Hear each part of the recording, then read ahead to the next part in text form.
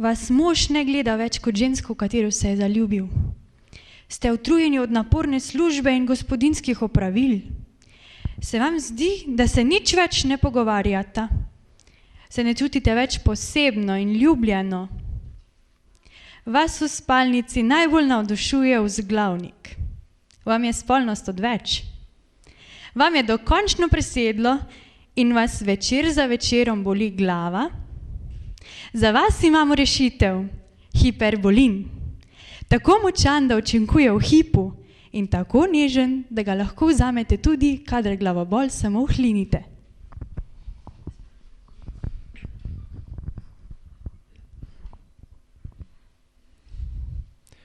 Vas žena neprestano zasipa z očitki, se ne trudi več, da bi se uredila za vas. Vam preseda njena enolična in povprečna kuhinja. Se ne spomnite, kdaj vas je v spalnici nazadnje navdušila? Imate težave z razumevanjem povedanega. Vas neprestano muči občutek, da od vas zahteva preveč. Za vas žal nimamo rešitve. Lahko pa poskusite s pogovorom. V primeru, da vas zaradi napora začne mučiti glavobol, pa vzemite hiperbolin.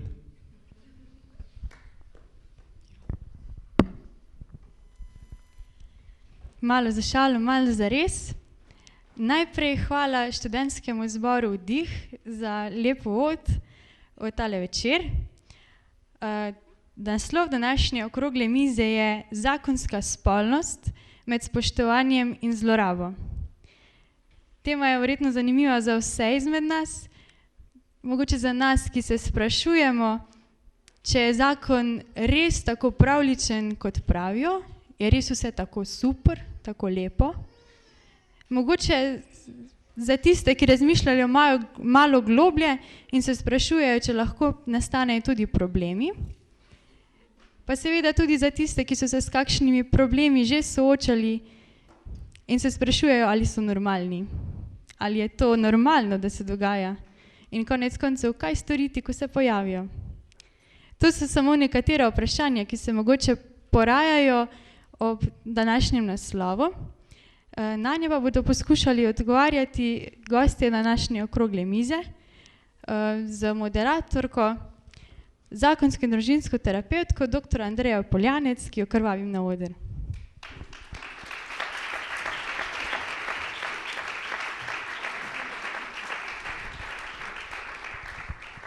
Pozdravljeni, me veseli, da bomo danes skupaj tukaj razmišljali pa o toliko nežnostih govorili, kakor so zborovci, teli naši pevci zapeli. Zdaj že moja beseda zgleda, ne?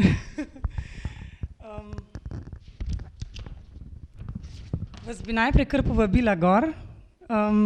Z nami bo docentka dr. Katarina Kompanjer-Zar.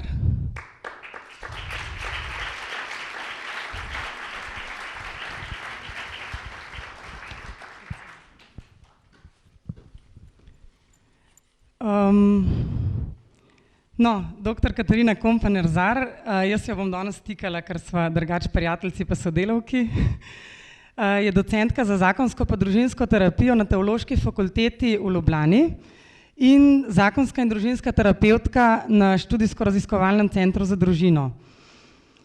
Predava, vodi skupine za mlade mamice in tudi druge delavnice, izvaja supervizije izobraževanja za različne socialno-varstvene in izobraževalne ustanove. Veliko raziskuje, objavlja z področja predvsem odnosov, dela z ljudmi, družine, navezanosti, razvoja posameznika. Tudi piše, kar nekaj njenih monografij je že med nami, predava na mnoge teme, predvsem je vedno v ospredju človek, njegov razvoj, duhovni, psihični, čustveni odnosi. Poleg tega je v polnoletnem zakonu že tudi žena, pa mama 2 otrok. Hvala, Katarina, da si danes z nami.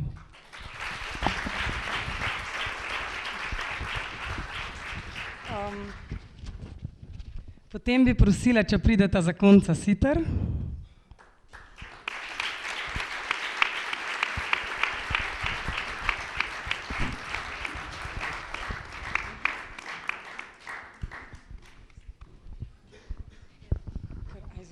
Ja, kar izvolite.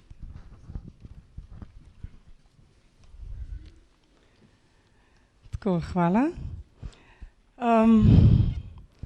Zakonca gospa Vilma pa gospod Dani Siter, torej zdravnica, specialistka splošne medicine, on učitelj angleščine in knjižničar, sta poročena že 35 let.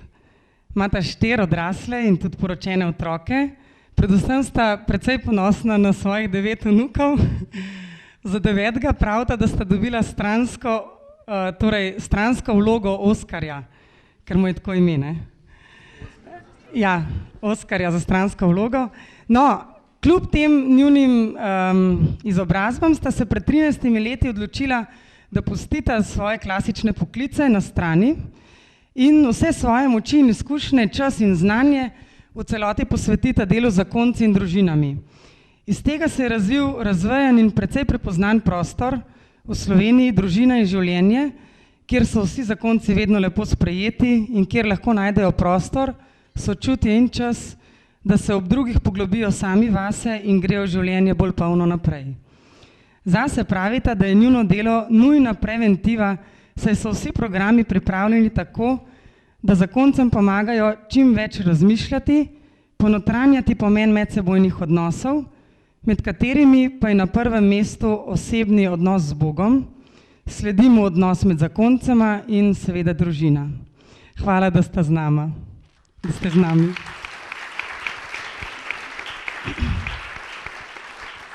Pa še en od gostov, pater dr. Ivan Platovnjak, jezuit.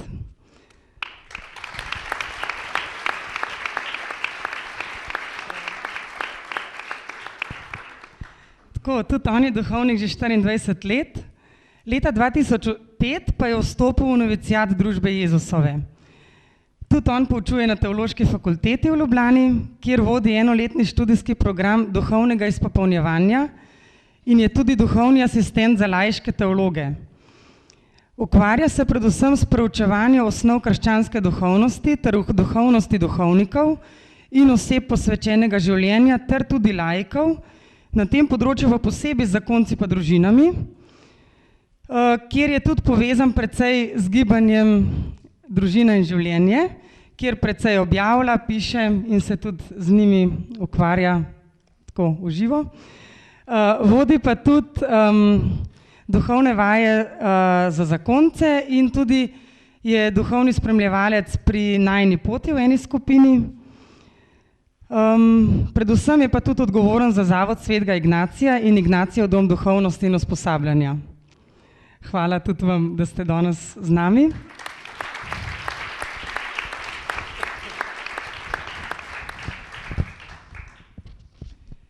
Tako, če želite, se zdaj lahko tudi malo bolj odspred še usedete, ker smo se mi umaknili. Ste dobrodošli, tako da bomo lahko čim bolj v enem skupnem ozračju o teh stvarih cel večer razmišljali.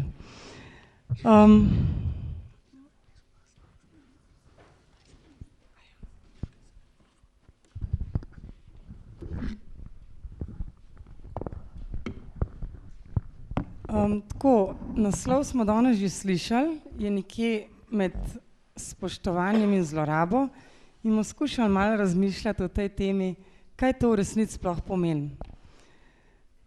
Kaj spolnost v zakonu sploh pomeni in koliko hitro se te meje med kaj spoštljivo in kaj ne zabrišejo. Ali pa koliko na en nežen način jih moramo odkrivati. Pa bi mogoče najprej Katarina tebe vprašala, kako se ti zdi, recimo, da zakonci veliko trpijo zaradi spolnosti v zakonu? To je zelo eno dobro vprašanje. Jaz bi tako rekla, da ljudje v odnosih ali pa v zakonu, v partnerstvih trpimo zaradi strahu, zaradi nevrednosti, zaradi občutka, da nismo dovolj dobri, zaradi občutka, da v bistvu bi si morali te odnose prislužiti in da če že nekdo se odločil, da bi bil z nami, si moramo nekako upravičiti to njegovo zaupanje, kar se potem zelo pozna tudi na področju spolnosti.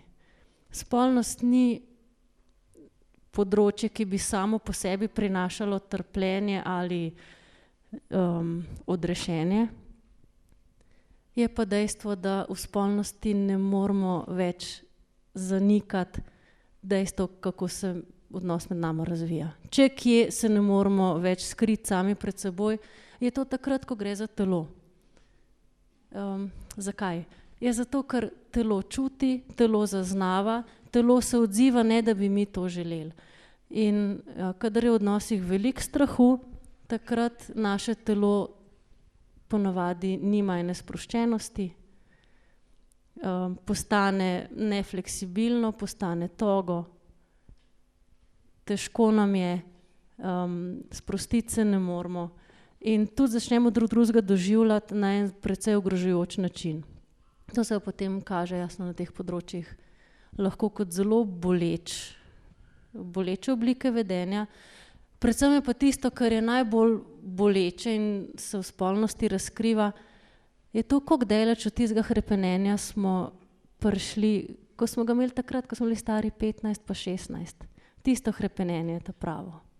Pri 12 letih, 13 letih mi telo še čutimo in vidimo, kaj vse bi lahko še s tem telesom v življenju naredili, kaj vse bi lahko doživeli, koliko sprejete, varne, ljubljene, hitre, kreativne, spretne, lepe bi se lahko še počutili, kaj vse lepega bi lahko videli, kaj lepega lahko slišimo, koliko enih lepih dotikov bi lahko doživeli s svojim telesom.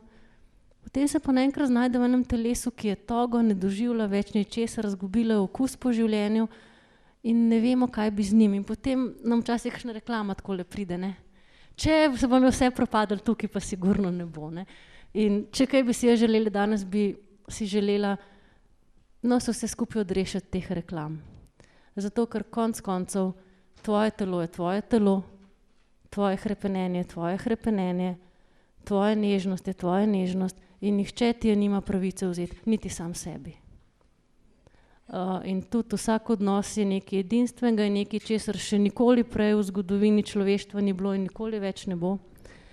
In če mi ne bomo teh odnosov živeli po svoje, ne vem, kdo jih bo. In bi res rada mogoče v to smer eno spodbudo ali pa eno odprla razmišljanje, kako lahko najdem svoje mladostniško, najstniško, otroško hrepenenje v drobnih stvarih, v odraslem telesu in kako lahko ta strah v medosebnih odnosih, bolečino, stiske, nevrednost, neuresničenost razumem kot klic k iskanju hrepenenja, ne pa kot klic k še bolj aktivnemu, nasilnemu trganju okusa po življenju drug iz drugega. Hvala. Prej sem še pozabila, imate možnost pol napisati kakšna vprašanja, pa jih bojo pol študenti izbrali, tako da to še vmes. Kaj bi vidva rekla, veliko se srečujete zakonci, to je v bistvu zdaj eno vajino poslanstvo, ne? Biti stalno na enem stiku z njimi, z veliko zakonci na kupu, v bistvu zdaj ene spremljata verjetno krajši čas, eni so se že kar malo preselili v tale vajin diš, ne? Pa kakšen občutek imate, koliko se na tem področju lahko razvijajo ali pa s kakšnimi stiskami se v resnici srečujejo?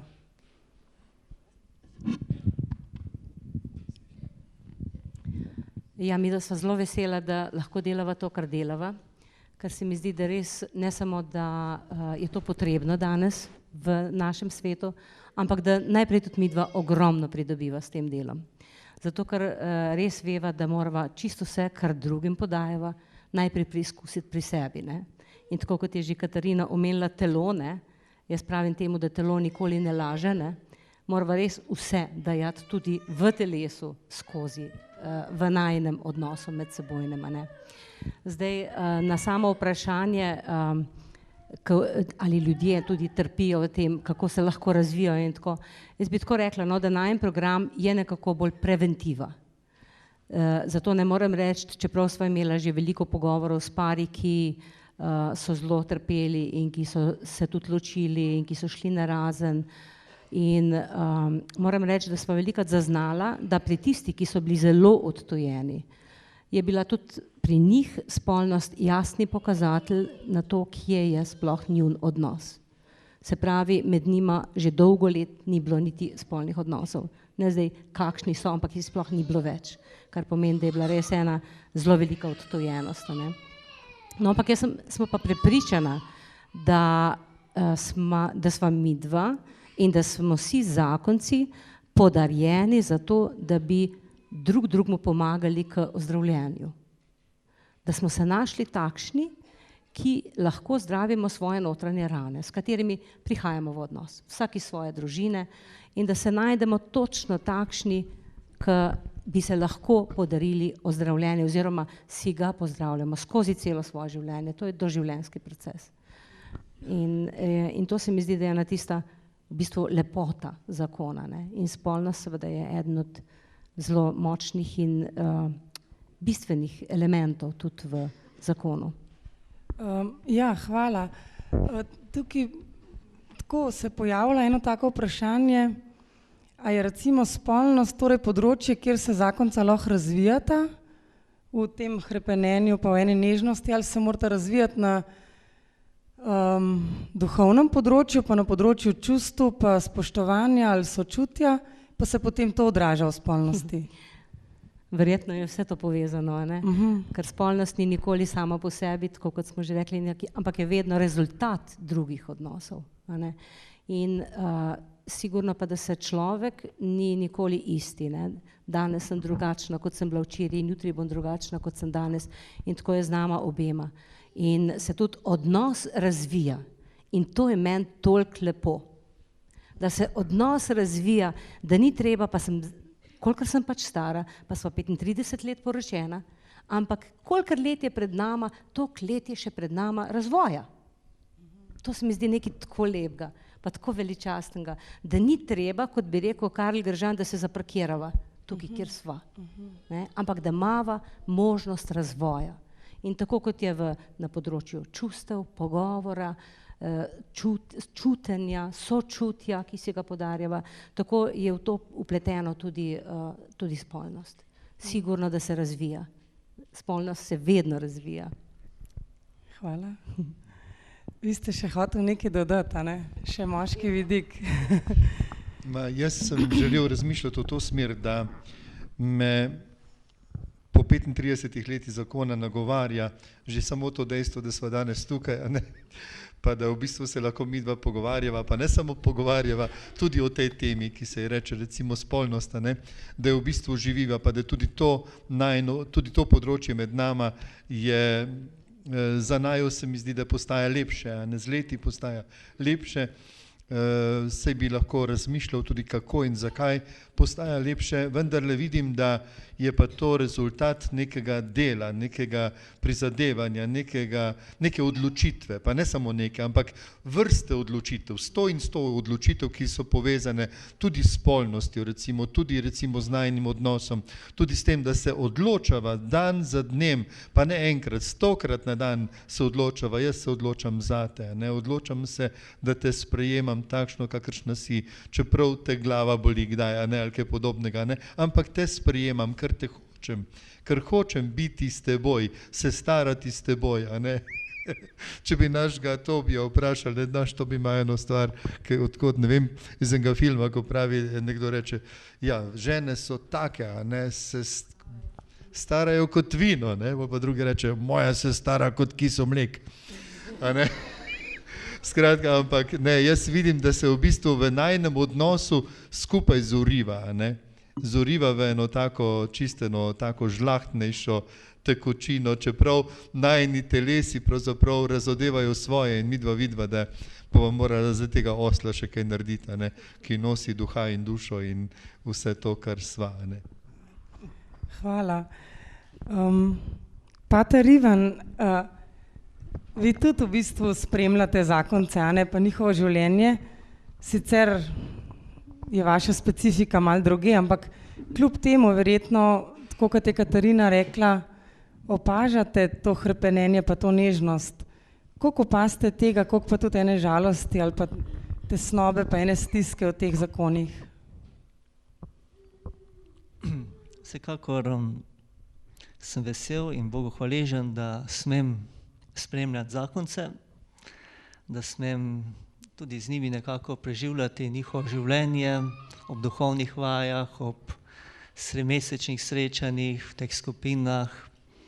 In predvsem čutim eno veliko obdarovanost, ko gledam ta njihov trud in to njihovo prizadevanje, ne, da res vedno znova jim čestitam da vztrajajo, da grejo skupaj naprej. Ne?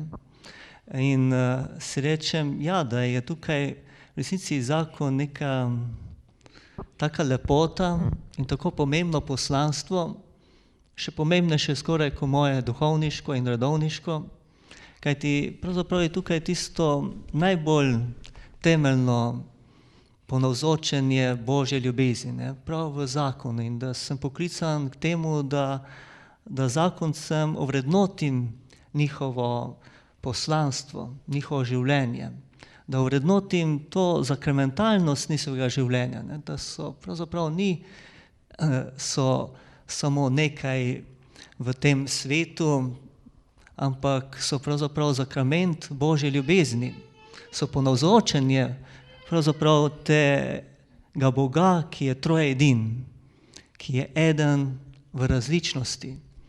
In tukaj sta v resnici dva različna svetova, povsem drugačna svetova. In da ta dva tako različna svetova ne zmoreta vsak dan znova se odločati za zvestobo, za ljubezen, za darovanje, za življenje skupaj.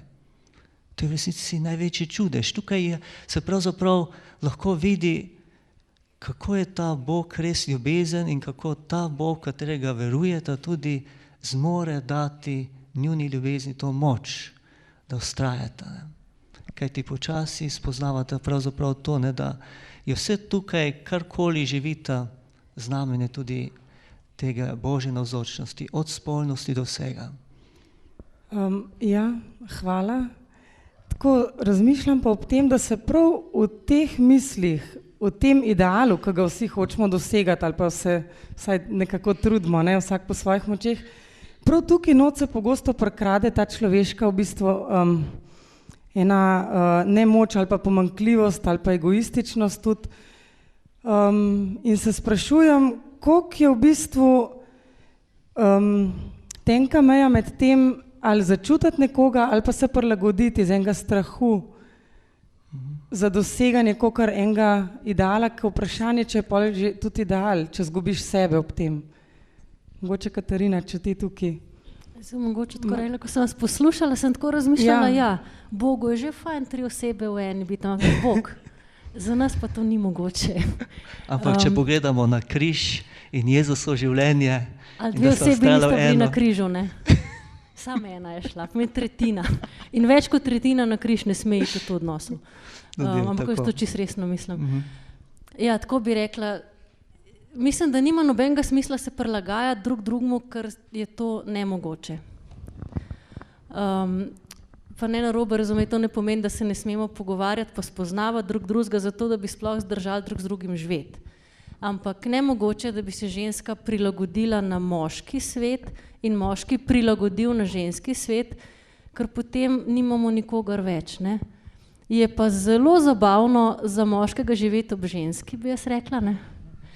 Zato, ker je itak skozi neki narobe, skozi neki drugače in ker nikoli ne veš, kaj točno bi ona rada in že ko narediš tako, ko reče, je rekla, da ona ni hotela tega, da bi malo drugače. Ker sama ne ve, kaj bi rada, ne? Ali kaj misliš? Ne. To je pa iz tiste tretjine. Ja, in seveda, in če bi moški rad uredil to žensko, bi rekel, vse ona ne ve. Ne, jaz vem, kaj bi rada. Zdaj. Čez 1 sekundo bom premislila rada nekaj drugega. Ne zato, ker ne bi več rada tistega odprej, ampak ker se je svet v sekundi toliko spremenil, da lahko dogradim svojo željo, ne? Kjer dec to razume, ha? Kjer moški pa to doživlja vsak dan, pa se zaradi tega po glav tolče, kaj mu je, da sploh še vztraja, ne? To pa mislim, da jih je več. In po drugi strani, ja, kako je eni ženski biti ob moškem, ko lahko mirno da čutenja na stran, pa razmišlja. Ne reče, čak, bova pol čutila, zdaj moram premisliti do konca. To težko zdržiš, ne? Ker me pa ali delamo oboje ali pa nič, ne. Ponavadi, ko začnemo govoriti, še ne vemo, kaj bi čisto točno povedali, čutimo pa sproti sestavimo eno misel.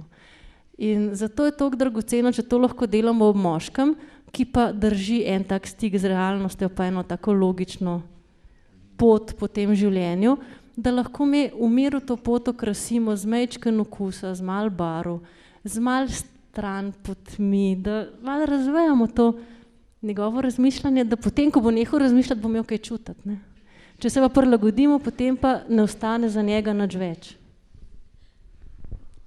Ja, hvala, ker dejstvo je, da imamo zelo različne tudi potrebe, pa tudi pričakovanja, a ne, v odnosu, čist na telesnem področju, na čustvenem, miselnem, v hitrosti spreminjanja misli in doživljanja, tudi prav Katarina, a ne. Tako da razlike so zelo celostne. Kako torej živeti nekaj lepega pa nežnega, pa tako, da bo za oba prav? Težko. Predvsem to. Težko, ampak vendar moramo vedeti, da smo bili prav ustvarjeni s to različnostjo, z enim namenom. Ne? Prav zaradi tega, da je ta raznolikost, ne? In da je to nam v izziv. Zato pa se mi zdi, da je tako pomembno v zakonu, da je tista osnovna varovalka in ta je najina zaveza. Se mi zdi, da ob tej zavezi zavedava se, da sva skupaj zavedno. A ne? Mi da se tega nisva takoj po poroki zavedala, šele z leti sva prišla do tega spoznanja, kakšna dobrobit je to. A ne? Ampak naučila sva se, šele zdaj nama to ogromno pomeni, da saj o tem več ne razmišljava, da bova šla pa narobe, ker je tako težko zdržati ob tej drugi naravi, ki je popolnoma drugačna, kot je moja. A ne? Popolnoma različna. A ne? In zato nama ta zaveza zelo, zelo pomaga. In je res en takšen okvir, v katerem pa lahko človek potem svobodno diha in se razvija. In lahko je to, kar je, seveda, če se naučiva tudi spoštovati drug drugega in spoštovati te razlike. A ne? Se mi zdi, da je res največja umetnost skupnega življenja, mogoče zdaj ne vem, jaz verjamem, da je to ali prilagajanje, da je drugače razumljeno, ne? Lahko eni to prilagajanje čisto drugače razumemo, ne? Da je to tudi prilagajanje v tem smislu, da si prihajava nasprot. Ne, da se spreminjava, jaz v moškega ali pa on v žensko, ampak da se naučiva biti pozorna drug na drugega, da se naučiva prisluhniti drug drugemu, da se učiva tudi odpovedovati svoji sebičnosti, ampak to z ozaveščanjem, ne s tem, da bom jaz nekako potem tisto, kar mi ne paše, pa nekam globoko sebe porinila, kar bo naprej še naprej bolelo, pa me bo razjedalo od znotraj. Ampak da znam te stvari predelovati in da si jih znava tudi povedati. Ker ta, se mi zdi, da je res največji dar, je pravzaprav beseda. Je beseda, s katero si midva sporočava o tem svojem notranjem doživljanju. In ta je tisti dar, ki naju lahko potem popelje v intimnost, v to, da se sploh lahko sporazumevava, da se poskušava razumeti v tej svoji popolni različnosti. Meni prihaja na misel to, kako se velikokrat zgodi med zakonci, da predpostavljajo, predpostavljam jaz, da se ona ve, ne? Zdaj po 35 letih pa bi lahko vedela, ona več ve o meni, ko vem jaz o njej, to je definitivno, ne? Ampak vseeno, recimo, samo predpostavljati, pa samo predvidevati, pa samo si pričakovati, češ se ona ve, kaj bi jaz rad, kaj si jaz želim, in potem, ker nič ne rečem, če nič ne rečem, pa se sem ti že 100-krat povedal, ja pa povej še 101-krat, 101-ič, pa 110-ič, pa 1000-krat, pa tako naprej, se mi zdi, da tukaj je ta velik problem, da zamrzne to komuniciranje pričakovanj med zakonci in med ljudmi, in ko to zamrzne, takrat pravzaprav nastajajo še večje, še globlje rane in večja odtujenost in še bolj se prizadevava in tako naprej, še manj sva občutljiva, manj se slišiva, manj zaznava, manj čutiva, manj pravzaprav sva občutljiva drug na drugega, manj se gledava v oči. In tako da se mi zdi, da tukaj je treba tudi na področju spolnosti se to veliko krat dogaja, ne? Ker v bistvu, sploh pa če gledamo na ženo, ne, za katero pravijo, da žena ima zaporedno vezavo žarnica, ne? Se pravi, vse štima, pol pa ena žarnica crkne in vse crknejo naenkrat, ne? Ker se v eni sekundi toliko spremeni, kot cel svet se spremeni v eni sekundi, prav Katarina, ne?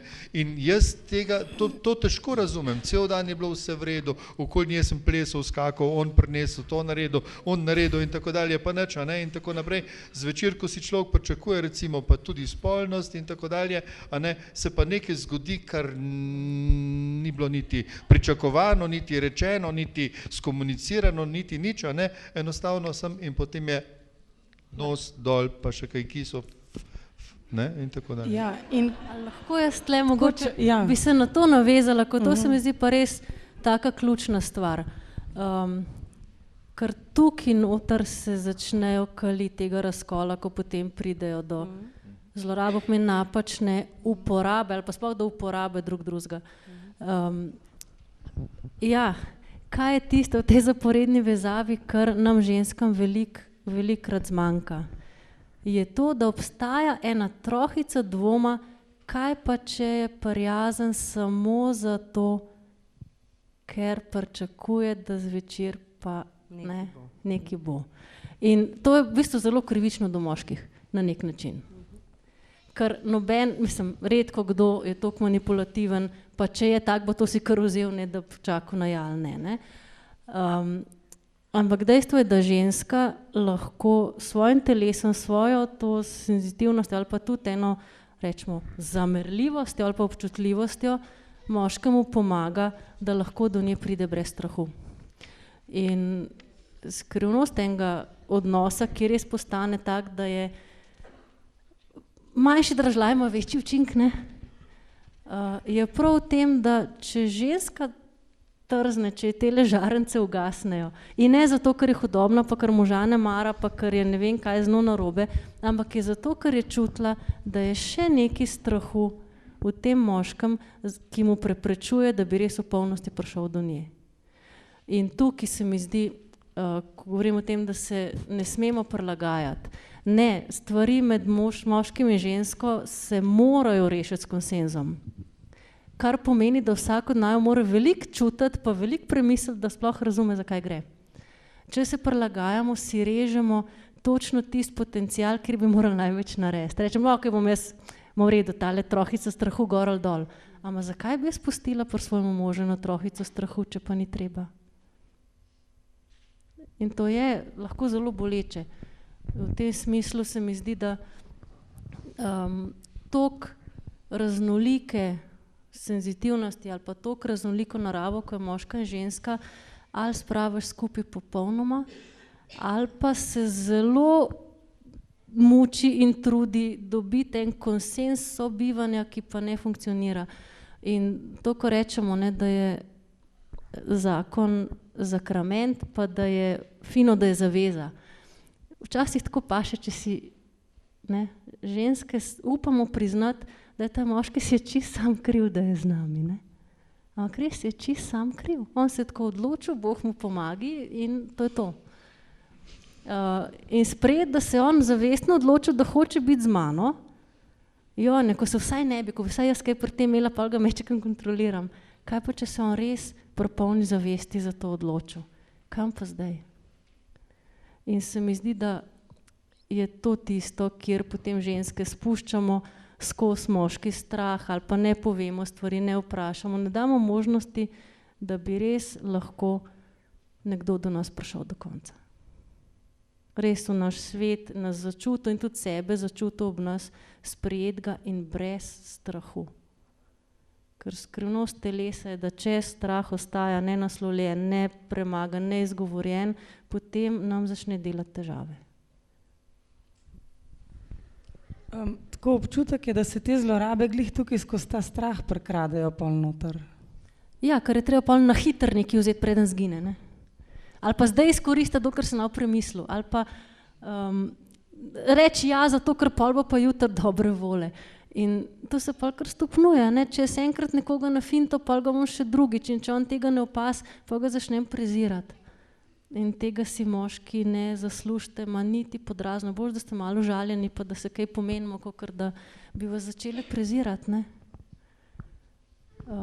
Ker res vsaka neizgovorjen strah je precej dražji, ko pride po drugi poti nazaj.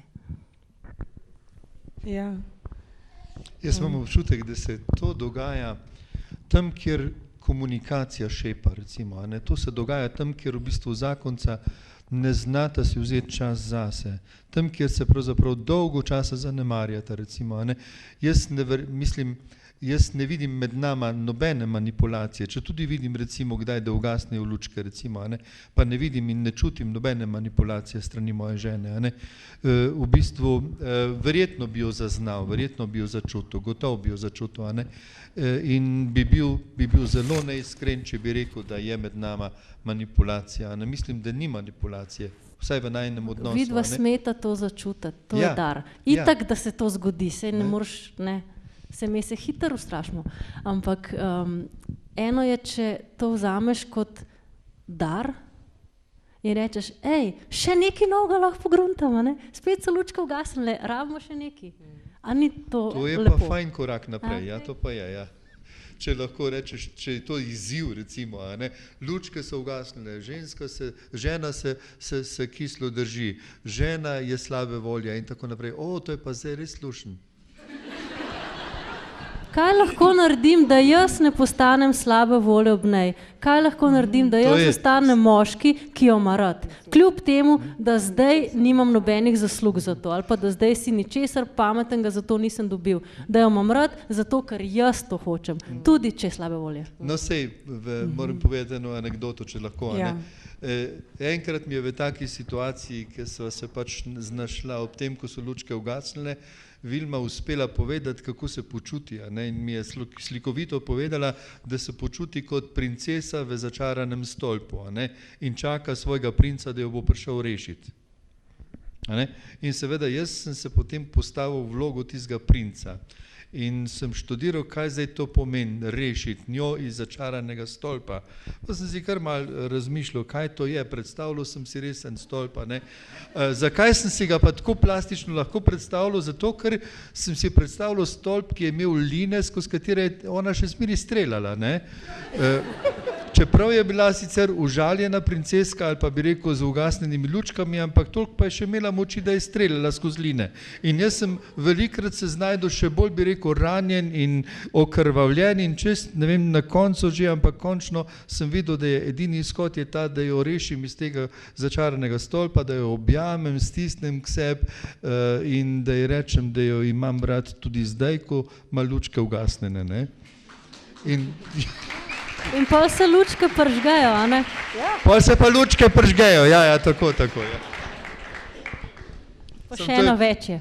Pa še eno več zraven, ja, to je pa res, ne, to terja dokaj, bi rekel, mislim, veliko treba, veliko recimo tega viteškega duha na nek način, ampak te moškosti, ne, tu se boji dogajajo, ne, se boj se ne godi tam recimo na neki, saj jaz ne bom šel nekam na fronto v Afganistan ali pa kamorkoli, ne, ampak tukaj je moj boj, tu je moje bojišče ali pa najino bojišče, a ne, tle sem jaz povabljen, da nekje pokažem recimo, ne, ali znam recimo reči ne ali da, ali se znam odločati proti ali pa za recimo, za ženo, a ne, tudi v taki situaciji, v kakršni se je ona znašla, ne. Ja, in tukaj si lahko ponosen nase.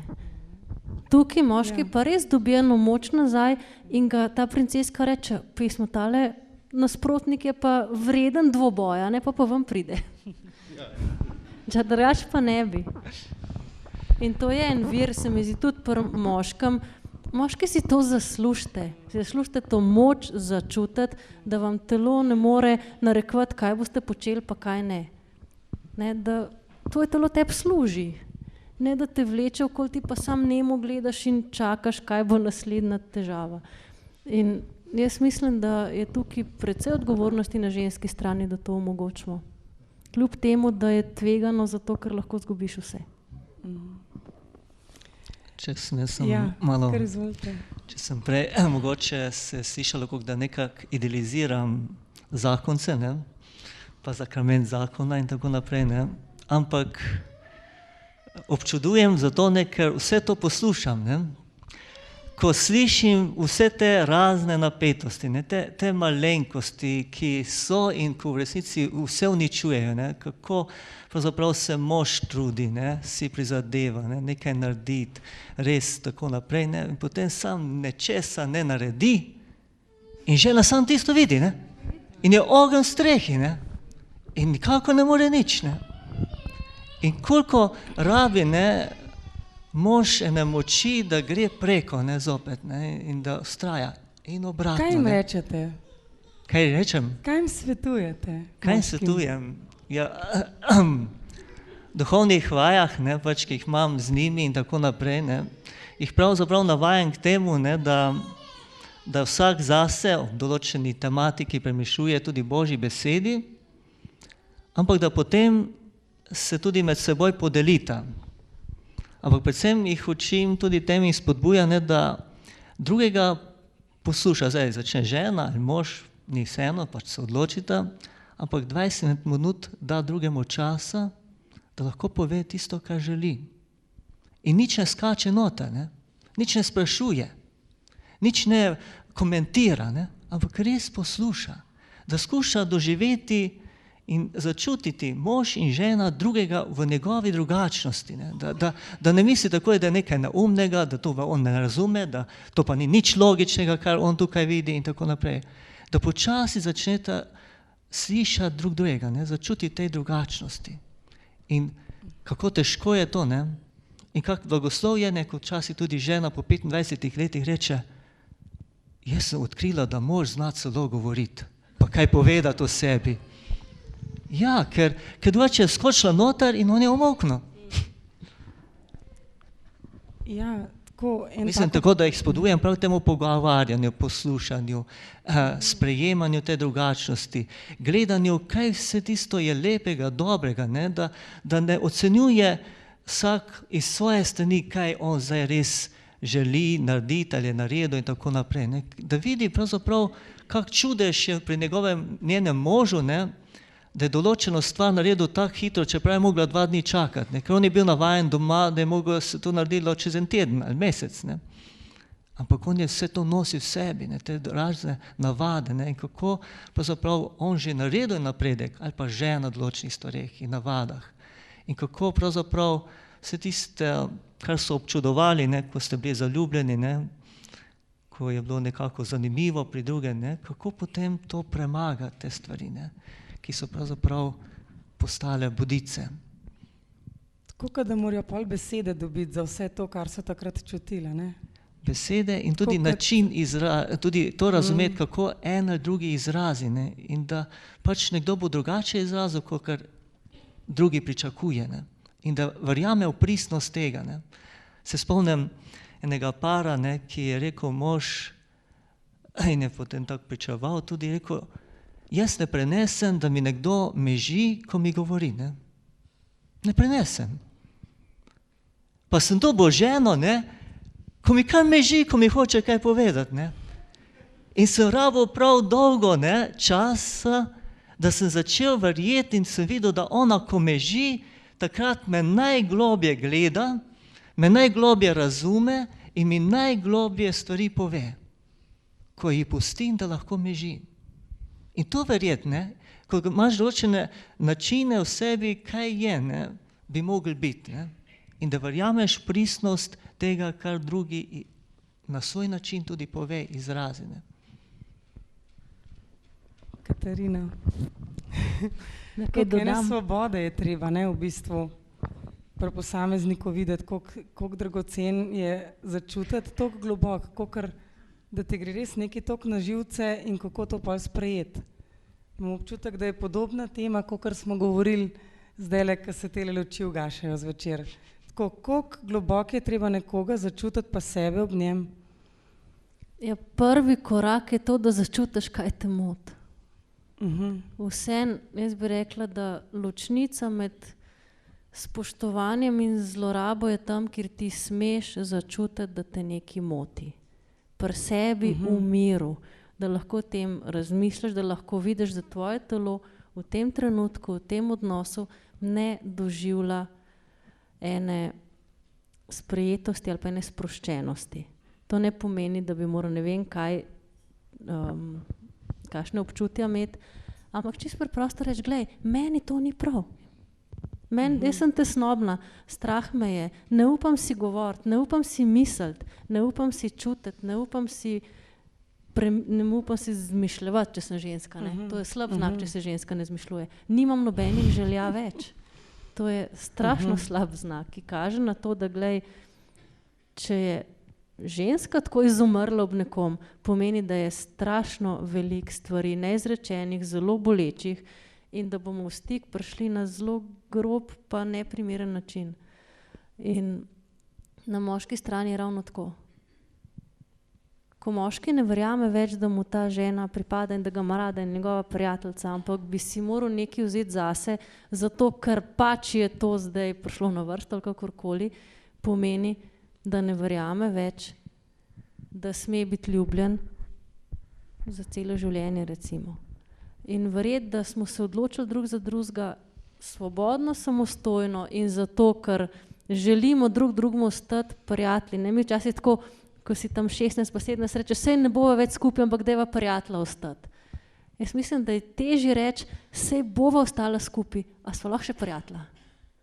In tukaj mislim, da je tista ločnica, v katero smer se bo odnos razvijal. Ali v vedno večje prijateljstvo, ali v vedno večji strah. Mogoče samo še ena stvar, ko veš, kaj te moti in ne odreagiraš iz tega na vsako malenkost, ampak samo poveš, glej, jaz to zaznavam, takrat se začne odnos prečiščevati. In mislim, da vsak mož, vsak fant hvaležen svoji punci, če mu omogoči, da lahko svoje telo močneje začuti, da lahko dobi nazaj en bolj resničen odziv na to, kar počne, da lahko začuti, da ni samo ena lutka v rokah različnih silnic in hrepenenj, ampak da je nekdo, ki lastnini svoje telo, ki odloča, kaj bo s svojim telesom, ki lahko začuti stvari malo globje, si vzame čas, da nekaj premisli, prečuti in ki je nekdo, ki se ga njegova žena ali punca ne boji. Jaz ne vem, kako je biti moški, pa da se te tvoja ženska boji. Hudo. Hvala, ja.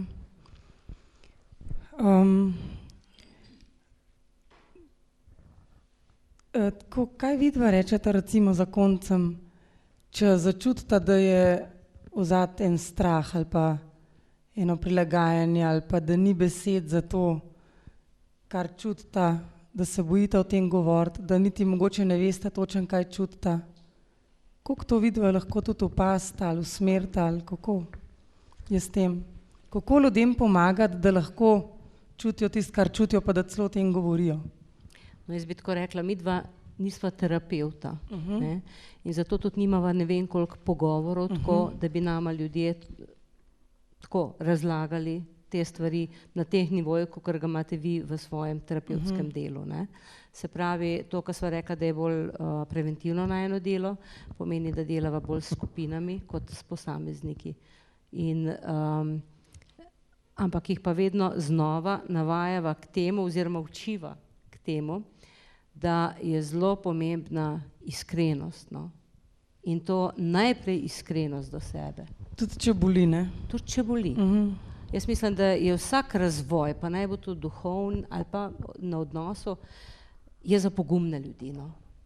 Ker priznati najprej sebi, da nekaj začutiš, je to prva stopnja. Ne? In tudi priznati, da je potem, da je nek vzrok temu zadaj, ne? Ki ni rečeno, da je to pa ravno moj mož, ne? Ampak je lahko že, ne vem odkot, ne? To, kar jaz čutim. Ampak osnova vsega je, da sem iskrena do sebe in da se zavežem k temu, da bom preiskovala samo sebe, ne praskala po sebi ali pa ne vem kaj, ampak ob tem, da bom zaznavala svoje občutke. Jaz imam tudi to navado, da si vsak dan pišem to. Da je to zelo pomembno, ker če ne se mi zdi, da gre pa toliko stvari mimo in da je toliko nevarnosti, da bi stvari, ki me motijo, potisnila v sebe. Tako pa, ko jih pišem, ne, ogromno stvari se mi potem razrešuje in potem imam tudi eno osnovo, preko katere se tudi midva lahko pogovarjava oziroma da se naučiva pogovarjati o eni stvari in to učiva tudi druge, no. Prej ste rekli, da je za pogumne, ne? Ja. A to pomeni pol, da v bistvu imamo možnost veliko enega strahu predelati, prepoznati najprej, pa pol predelati v zakonu, ga ubesediti? Ker pogumen je pa lahko na koncu vsak, verjetno. A ima vsak možnost biti pogumen? Možnost ima. Aha. Možnost ima pogumen, seveda, to ne v tem smislu. Pomeni, pogumen, se vračamo k naši temi, ki smo jo že na začetku tukaj le precej dobro začutili pa osvetlili, da je v resnici bistvo telih okrnjenih odnosov ali pa kjer zloraba dobi v naš pranjo, da not pride prav ta strah. Ja, strah. Strah, ne govoriti o strahu ali pa v tem smislu. Ja, ali pa v tem, kaj sem, kaj čutim. Ja, seveda o strahu, ja. In seveda takrat, ko ti spregovoriš o eni stvari, ne, večina tega strahu gre, ne? Ja. Ali pa ko razrešuješ, ne vem, boš ti? Jaz tukaj vidim to, ne, da dejansko, tako kot je Vilma rekla, midva doživljava vse te, bi rekel, odtenke, ki jih potem na nek način poskušava biti pretočna, recimo za te odtenke. A ne. Je pa stvar ta, da jaz čutim, recimo, da na področju spolnosti je veliko neznanja, ne, med ljudmi in to neznanje prav botruje mnogim tragedijam, tako rečemo. Ne. In res je, da se zdi, kot da strah, recimo, mene je presenetilo. Enkrat sem bil na nekem mestu, kjer sem imel priložnost se srečati z eno skupino mladih deklet, a ne, bilo jih enih 15, a ne. Strah nas je prihodnosti, so rekli. Strah nas je, ali bomo dobili može take, ki ne bodo z nami samo manipulirali ali pa samo hoteli nas kot predmet, recimo, ampak ki nas bojo sprejeli kot osebo. A ne. In se mi zdi, da ta strah je prisoten v tej naši kulturi smrti, bi rekel Janez Pavel. A ne. Se pravi, je prisoten zaradi tega, ker je prav to področje spolnosti tako strašansko zmaličeno. A ne. In je prav to področje spolnosti je tako, bi rekel, tako temeljno in tako pomembno, prej je Ivan rekel, a ne, da v bistvu je to tisto najbolj božje, kar pravzaprav je Bog res dal zakoncem. A ne. In to je res tisto, to je res tista najbolj, bi rekel, najgloblja molitev zakoncev, to je res najvišji nivo komunikacije. A ne. In vendarle je prisoten pri vsem tem tak strah in toliko neznanje in se mi zdi, da je prav povezovanje med mladimi, med zakonci, kjer se srečujemo, se mi zdi, da marsikakšen ta strah, bi rekel, odstira, ga, bi rekel,